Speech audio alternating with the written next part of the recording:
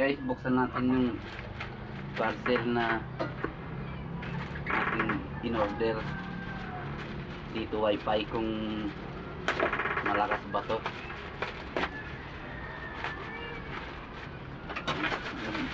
Madali lang itong buksan. Buksan natin. Huwag na natin patagalin. Ganun din naman. Bubuksan eh.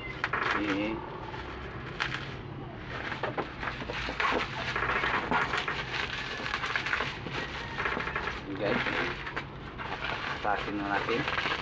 Oh, kala ko madali lang bubuksan. Mahirap pala.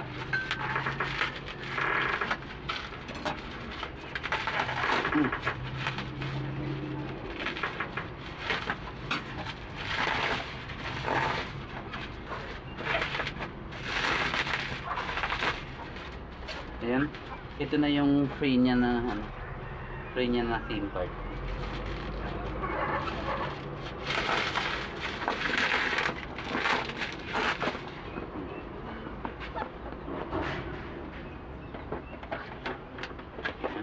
Buksan na agad natin. Ayan, so may manual na kasama. Ayan, ayan.